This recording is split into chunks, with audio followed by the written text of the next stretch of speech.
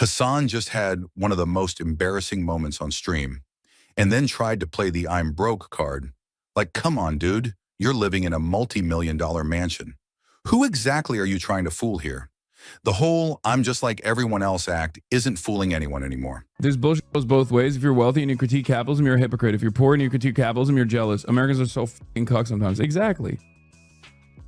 I mean, I've seen both for the record because I was dead broke and was critiquing capitalism. And then people would be like, yeah, because you're a fucking loser.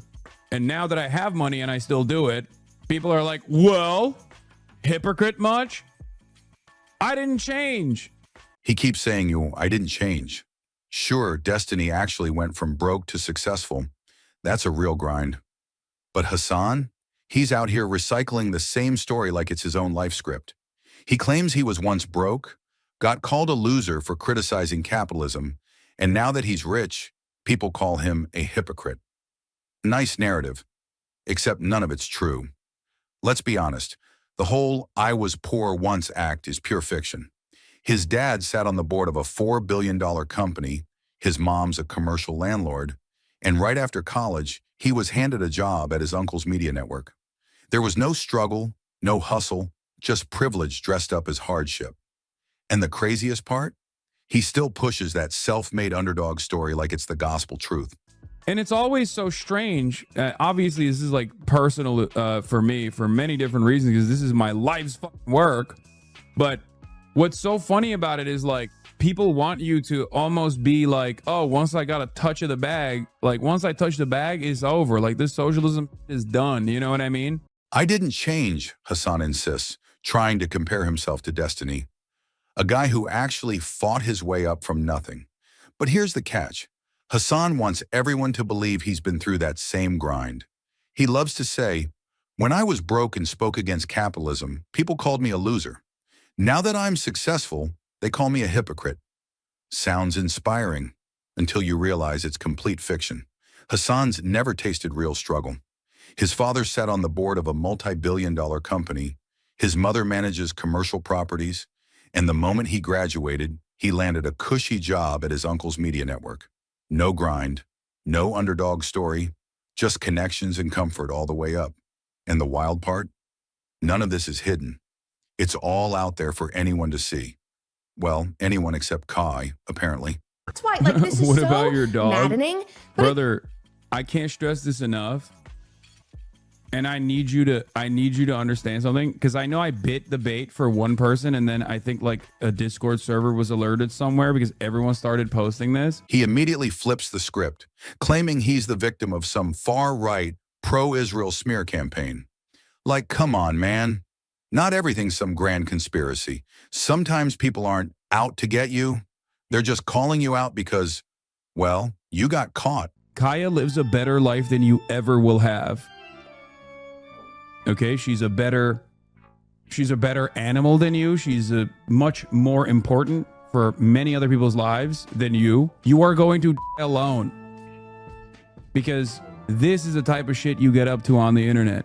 You spend the finite amount of time you have doing this kind of stuff on the internet. Hasan's meltdown spiraled so hard that even Reddit, yes, Reddit, turned on him.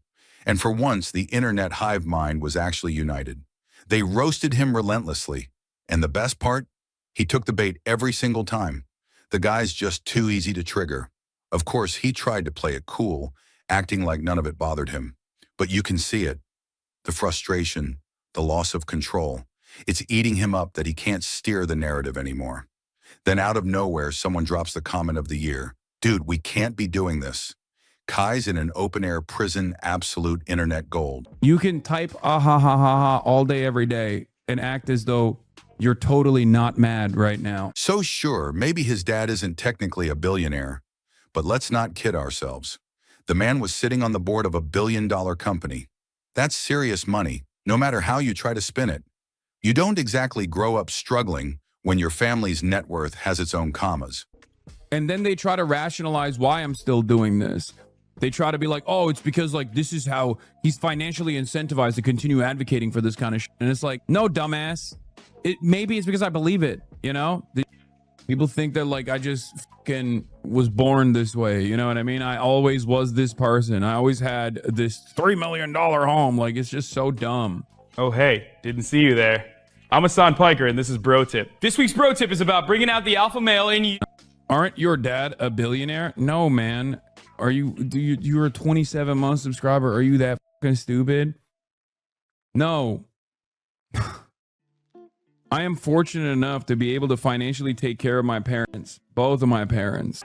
There are people who genuinely believe that, by the way. They literally think like, oh, he comes from a billionaire family. It's like, you're fucking dumb. You're so dumb. God damn it. There are a handful of billionaires in Turkey. He would be on fucking... Honestly, watching him play the I'm broke role is almost comical when his mom literally manages commercial real estate. Like, come on. You can't preach about struggle while cashing in on landlord money. That's not relatability. That's performance. Hasan gets mad at a Vietnamese refugee and yells at her to go back to where she came from. Okay. Suffering under the communist regime, and we believe that... Okay, you, dude. I mean, seriously, you. With your Idiot. stupid flipping gamer headset. Who is Gamer headset. flipping you harder? America or flipping Ho Chi Minh? Suck my dick, old lady. That gamer headset meltdown was completely over the top. Bro lost his cool over nothing. All she said was, communism is suffering.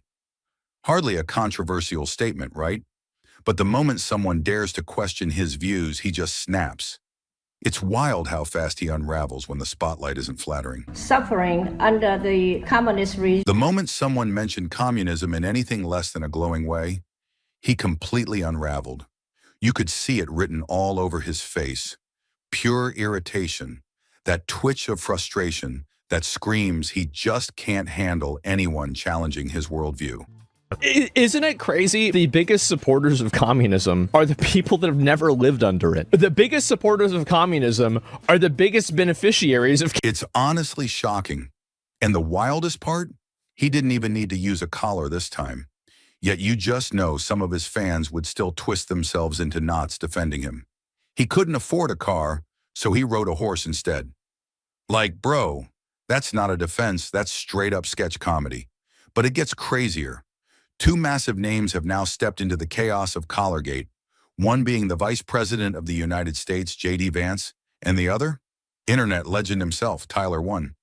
Yeah, this drama just went from Twitch beef to full-on headline material. He has this command place, which is basically if I snap my finger and point, he will run to that place and lay down. You don't have to zap him. No, not Hasan, like Hasan Piker, no. Civilization has officially gone off the rails. We've got the Vice President of the United States wading into Twitch drama. Like, how did we even end up here? At this rate, it wouldn't be surprising if the White House started hosting influencer roundtables on how to handle online beef. This timeline just keeps getting more absurd by the day. Wasn't that disgusting? No electrocution of dogs here. How disgusting is that? What does that tell you about a person? Well, I think it tells you that they're not, that they're bad people. Yes. If you can actually cause suffering to an innocent animal, you're probably the kind of person who doesn't worry about suffering in people. Reddit's at it again, absolutely roasting him into oblivion. The top comment, bro, you mean from rich to richer? Brutal. Hasan, you are not that guy, pal. Why keep spinning this fantasy like you were some Bronx kid grinding to survive? Nobody's buying the underdog act anymore. It's been a nightmare week for him. Even the deep dive conspiracy crowd showed up just to pile on. At this point, it honestly feels like the entire internet has teamed up for one collective roast session. I saw that Hasan shocked the shit out of his dog. Yo, fuck this refugee, okay? So he knows that it is not an abusive practice. And yet, he is still leaning in. Yeah, but I thought his claw got stuck though. I'm confused. I thought he was getting a zin so that he could zin up. No, that wasn't, no, that's not what he said. I thought the dog was, guys, which one is it? Guys, I forgot. Guys, what page are we on? I completely forgot, guys, forgot what page of the book we're in. Because Hasan's told so many conflicting stories at this point, it's like even he can't keep track of what's real anymore.